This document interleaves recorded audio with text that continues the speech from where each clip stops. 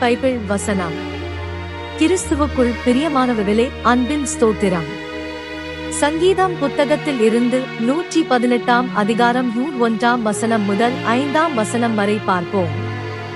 இந்த வசனங்கள் மூலம் கர்த்தர் உங்களையும் உங்கள் குடும்பத்தினரையும் ஆசீர்வதிப்பாராக. ஆமென்.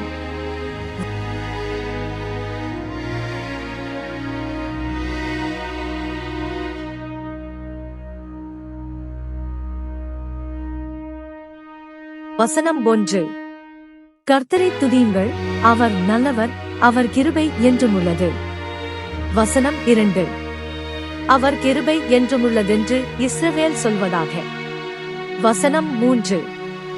அவர் கிருபை என்றுமுள்ளதென்று ஆரோனின் குடும்பத்தார் சொல்வார்களாக.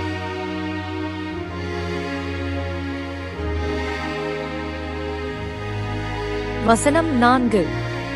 அவர் கிருபை என்றுமுள்ளதென்று கர்த்தருக்கு பயப்படுகிறவர்கள் சொல்வார்களாக. வசனம் 5. நெருக்கத்திலிருந்து கர்த்தரை நோக்கி கூப்பிட்டேன், கர்த்தர் என்னை கேட்டருளி விசாலத்திலே வைத்தார்.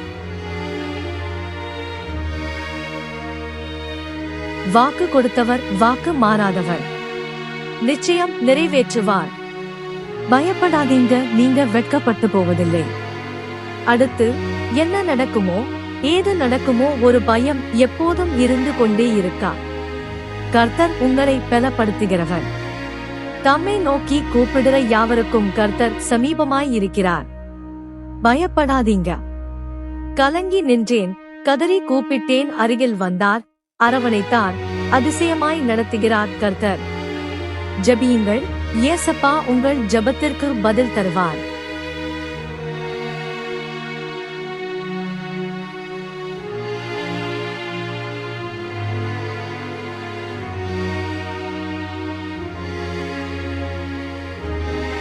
சிறிய ஜெபம்.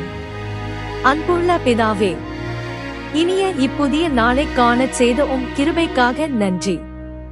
இந்த நாளில் உம் பிரசன்னமும் வழிநடத்துதலும் என்னோடிருக்க வேண்டுமாய் ஜெபிக்கிறேன். உம் சித்தப்படி நான் நடக்க எனக்கு ஞானத்தையும் பலத்தையும் தாரும். ஆமென்.